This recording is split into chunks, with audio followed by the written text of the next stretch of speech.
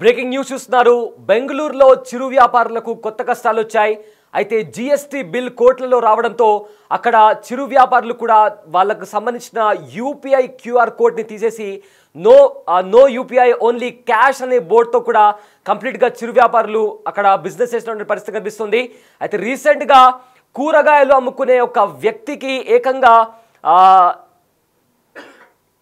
కూరగాయలు అమ్ముకునే వ్యక్తికి ఏకంగా 4 ఏళ్లలో 1,63,00,000 డిజిటల్ ట్రాన్సాక్షన్ చేయడం కారణంగా అతనికి జిఎస్టీ శాఖ నోటీసులు పంపించింది.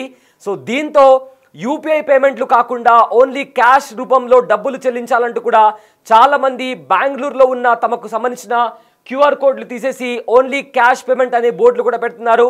సో ప్రజెంట్ బెంగళూరు వ్యాప్తంగా కూడా ఇదొక ట్రెండ్గా మారింది. ప్రతి ఒక్కరు కూడా వీడియోలు తీసి ఆ క్యూఆర్ కోడ్కి దండాలు పెట్టేసి క్యూఆర్ కోడ్కి సంబంధించిన ఫోటోలు తీసేసి ఓన్లీ క్యాష్ పేమెంట్ అంటూ కూడా వీడియోలు పెడుతున్నారు. అయితే యూపీఐ చెల్లింపులు చిన్న తరహా వ్యాపారులకు ముప్పుగా మారినట్లు కూడా తెలుస్తుంది.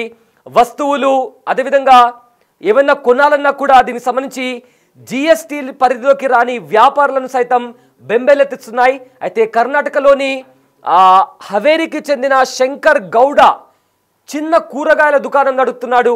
రైతుల నుంచి నేరుగా తాజా కూరగాయలను కొని తన దుకాణంలో విక్రయిస్తుంటాడు. అయితే జిఎస్టీ శాఖకు సంబంధించి జిఎస్టీ శాఖ అతనికి ఒక నోటీస్ పంపించింది. ఏకంగా 29 లక్షలు చెల్లించాలంటూ శంకర్ గౌడకు ఇటీవల నోటీసులు ఇచ్చారు జిఎస్టీ శాఖకు సంబంధించిన వాళ్ళు. అయితే 4 ఏళ్లుగా కూరగాయలు అమ్ముతున్న శంకర్ గౌడ మొత్తం 1.63 కోట్ల లావాదేవీలు చేసినందున ఇప్పుడు 29 లక్షలు జిఎస్టీ కట్టాలన్నది సారాంశం. అంటే అతను లాస్ట్ 4 ఇయర్స్లో 1.63 crores ట్రాన్సాక్షన్స్ చేశాడు. సో దానికి సంబంధించి జిఎస్టీ శాఖకు సంబంధించి వాళ్ళు ఒక నోటీసులు ఇచ్చారు. అంత పెద్ద మొత్తం మీద ట్రాన్సాక్షన్స్ చేసినందుకు ఇప్పుడు ఏకంగా 29 లక్షల రూపాయలు చెల్లించాలి అని ఒక నోటీస్ ఇచ్చారు. సో దాని కారణంగా ఇప్పుడు మొత్తం బెంగళూరు వ్యాప్తంగా కూడా ఎవరైతే చిరు వ్యాపారులు ఉంటారో ఈ స్మాల్ స్కేల్ వెండర్స్ ఎవరైతే ఉంటారో చిన్న హోటల్స్ పెట్టుకునే వాళ్ళు, చిన్న కూరగాయల షాప్ పెట్టుకునే వాళ్ళు, లేదా కొంతమంది చిన్నగా ఫ్యాన్సీ స్టోర్స్ పెట్టుకుని ఉంటారు, వాళ్ళంతా కూడా ఇప్పుడు క్యూఆర్ కోడ్ తీసేసి only cash payment no UPI అనే బోర్డ్స్ పెట్టుకొని వాళ్ళ షాప్లో ఉన్న క్యూఆర్ కోడ్ ఫొటోస్ని అంతా కూడా వాళ్ళు తీసేస్తున్నారు. అక్కడ స్క్రీన్ పైన మనం చూస్తున్నాము నో యూపీఐ ఓన్లీ క్యాష్ అనే ఏదైతే ఉందో అది ట్రెండింగ్లోకి వచ్చింది బెంగళూరులో. మరొక విజువల్లో చిరు వ్యాపారులంతా కూడా ఆ క్యూఆర్ కోడ్ని తీసేసి పడేసినటువంటి పరిస్థితి కనిపిస్తోంది. అయితే ఇప్పుడు ఆ వ్యక్తి ఎవరైతే ఉన్నారో తాను ఎక్స్ట్రాగా ఇన్కమ్ ట్యాక్స్ రిటర్న్స్కు దాఖలు ఏవైతే ఉన్నాయో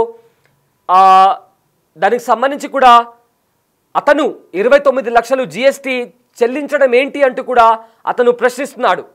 అయితే ఒక్క శంకర్ గౌడనే కాదు, రాష్ట్రంలో వేలాది మంది కూరగాయలు అమ్మే వాళ్ళు ఎవరైతే అమ్ముతారో వాళ్ళందరికీ కూడా ఇదే సమస్య వాళ్ళు ఫేస్ చేస్తున్నారు. అయితే దీనికి సంబంధించి 29 లక్షలు పే చేయడం ఏంటి, అంత డబ్బులు నా దగ్గర లేవు కదా అని చెప్పి అతను షాక్కు గురవుతున్నారు. అయితే ఇక్కడ ఒక్క శంకర్ గౌడ కాదు, రాష్ట్ర వ్యాప్తంగా ఎవరైతే చిన్న వ్యాపారస్తులు ఉంటారో వాళ్ళందరూ కూడా ఇదే క్వశ్చన్ రైజ్ చేస్తున్నారు. అంటే 4 సంవత్సరాలకు సంబంధించి వాళ్ళు జరిపిన లావాదేవీలకు సంబంధించి ఏకంగా 29 లక్షలు అంటే అది చాలా పెద్ద భారం అంటూ కూడా శంకర్ గౌడ ప్రశ్నిస్తున్నారు. అయితే వాస్తవానికి క్లియర్ ట్యాక్స్ ప్రకారం తాజా పండ్లు కూరగాయల విక్రయం జిఎస్టీ పరిధిలోకి రావు. అయితే రైతుల నుంచి కొనుగోలు చేసి ఎలాంటి ప్రాసెస్ చేయకుండా విక్రయించే ఈ వస్తువులకు జిఎస్టీ అనేది వర్తించదు. అయినా ఆదాయాన్ని బట్టి నోటీసులు ఇవ్వడం ఏంటి అంటూ కూడా కూరగాయల వ్యాపారులు క్వశ్చన్ చేస్తున్నారు. అయితే ఇక బ్యాంకులు లేదా డిజిటల్ మాధ్యమాల్లో చెల్లింపులు చేసినప్పుడు ఈ లావాదేవీలు పన్ను అధికారుల పరిశీలనలోకి వెళ్తాయి. సో వ్యాపారి మొత్తం అమ్మకాలు ఒక నిర్దిష్ట పరిమితిని మించి ఉంటే ఆధారాలు రికార్డులను అడిగే హక్కు పన్ను శాఖకు ఉంటుంది. ఇదే వ్యాపారులకు శాపంగా మారింది. దీంతో చాలామంది చిన్న తరహా వ్యాపారులు డిజిటల్ చెల్లింపులను నివారించి నగదు మాత్రమే తీసుకుంటున్నారు.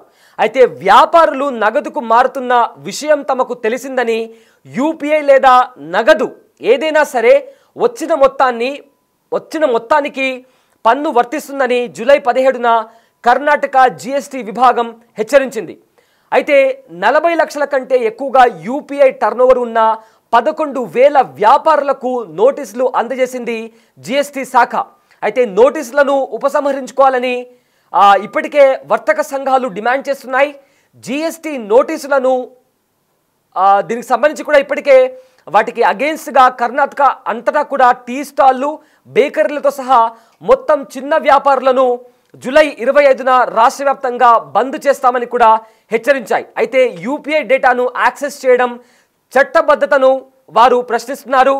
ఇక మొత్తం లావాదేవీల ఆధారంగా ఏవైతే ఆ నోటీసులకు సంబంధించి ఎవరైతే ఆ జిఎస్టీ వాళ్ళు నోటీసులు జారీ చేశారో అది అన్యాయం అంటున్నారు. అయితే సరైన తనిఖీలు లేకుండా జిఎస్టీ కట్టాలంటూ చెప్పడం నిజంగా వాళ్ళ చిన్న వ్యాపారుల నుంచి దోచుకోవడం అంటూ కూడా వాళ్ళంతా కూడా ప్రశ్నిస్తున్నారు. అయితే ఇక్కడ షార్ట్ అండ్ సింపుల్గా చెప్పాలి అంటే ఎవరైతే చిరు వ్యాపారులు ఉంటారో మనం చూస్తాం, చాలా వరకు కూడా మనం బయటికి వెళ్ళినప్పుడు ఈ టీ స్టాల్స్ దగ్గర, అదేవిధంగా హోటల్స్ దగ్గర, కూరగాయల షాప్స్ దగ్గర, జ్యూస్ అమ్మే వాళ్ళు ఉంటారు, వాళ్ళ దగ్గర కూడా వీళ్ళందరి దగ్గర ఇప్పుడు క్యూఆర్ కోడ్స్ ఉన్నాయి. ప్రతి ఒక్కరు కూడా డిజిటల్ ఇండియా వైపుకి మొగ్గు చూపుతున్నారు. సో ఈ నేపథ్యంలో ఒక కూరగాయలు అమ్మే ఒక వ్యక్తికి అతను ట్రాన్సాక్షన్స్ ₹1 కోటి పైనే ఉన్నాయి. అంటే గత 4 సంవత్సరాల్లో అతని ట్రాన్సాక్షన్స్, అతని లావాదేవీలు అంతా కలిపి ₹1,60,00,000 కోటి పైనే ఉన్నాయంటూ కూడా జిఎస్టీ శాఖ అతనికి ఒక నోటీస్ పంపించింది.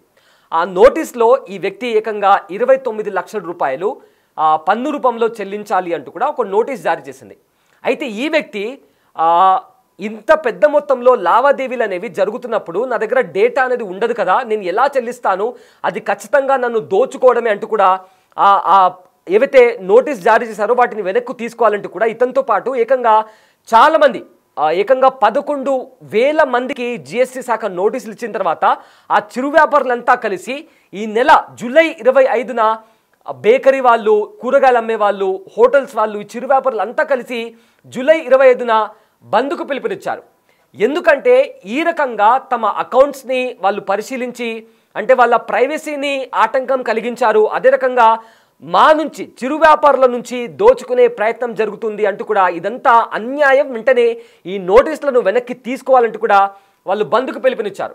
అండ్ ఆల్సో స్క్రీన్ పైన మనం చూస్తున్నాము, చాలామంది చిరు వ్యాపారులు ఆ క్యూఆర్ కోడ్ మన ఫోన్తో మనము ఆ క్యూఆర్ కోడ్ని స్కాన్ చేసి పేమెంట్ చేస్తాం. సో అలా పేమెంట్ చేసే క్యూఆర్ కోడ్స్ని కూడా వాళ్ళు తీసేస్తున్నారు. అయితే ఇది గుర్తించిన జిఎస్టీ శాఖ ఒకవేళ డిజిటల్ చెల్లింపు చేసినా, ఫిజికల్ చెల్లింపు చేసినా మీ లావాదేవీలకు సంబంధించి మీరు ఖచ్చితంగా పన్ను రూపంలో ట్యాక్స్ కట్టాలి అంటూ కూడా వాళ్ళు మరొక గైడ్లైన్స్ని ఇష్యూ చేశారు. సో ఇదంతా నడుస్తున్న నేపథ్యంలో బెంగళూరు వ్యాప్తంగా కంప్లీట్గా no UPI only cash payment అనే బోర్డులు కనిపిస్తున్నాయి. ఇప్పటికే ఇండియా డిజిటల్ ఇండియా వైపుకు అడుగులు వేస్తోంది. అలాంటి టైంలో ఇలాంటి ఒక జిఎస్టీ నోటీసులు రావడం ఏకంగా 11,000 మందికి, అందులో ఒక చిరు వ్యాపారికి ఏకంగా ₹29 లక్షల జిఎస్టీ పే చేయాలని చెప్పి నోటీసులు రావడంతో ఇది కాస్త సంచలనంగా మారింది. సో దీనికి సంబంధించి వాళ్ళు బంద్కు పిలుపునిచ్చారు. అండ్ ఆల్సో ఈ నోటీసులను వెనక్కి తీసుకోవాలంటూ కూడా వాళ్ళు డిమాండ్ చేస్తున్నారు.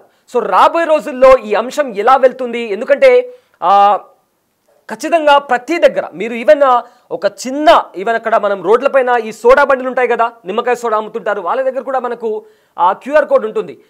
మనకు సమ్మర్లో ఈ మామిడికాయలు అమ్మే వాళ్ళు ఉంటారు, అంటే మనకు అవి పీసెస్గా కట్ చేసి ఇస్తుంటారు, జామకాయలు అమ్ముకునే వాళ్ళు ఉంటారు, వాళ్ళ దగ్గర కూడా మనము ఈ క్యూఆర్ కోడ్ అనేది చూస్తాం. సో వాళ్ళ ట్రాన్సాక్షన్స్ ఆధారంగా వాళ్ళు ఇన్ని లక్షల అమ్మాలి అని చెప్పి ఒక కూరగాయలు అమ్ముకునే ఒక వ్యక్తికి నోటీసులు రావడంతో అంత షాక్ గురయ్యారు. సో దీంతో ₹29 లక్షల అంటే అతనిపైన ఎంత ఆర్థిక భారం పడుతుంది. సో దాంతో అతను భయపడిపోయాడు. సో వీళ్ళంతా కలిసి ప్రజెంట్ దీనికి సంబంధించి అగెయిన్స్ట్గా ఇది కరెక్ట్ కాదు, వెంటనే ఆ నోటీసులను కూడా ఉపసంహరించుకోవాలంటూ కూడా వాళ్ళు డిమాండ్ చేస్తూ ఈ నెల 25న బంద్కు పిలుపునిచ్చారు.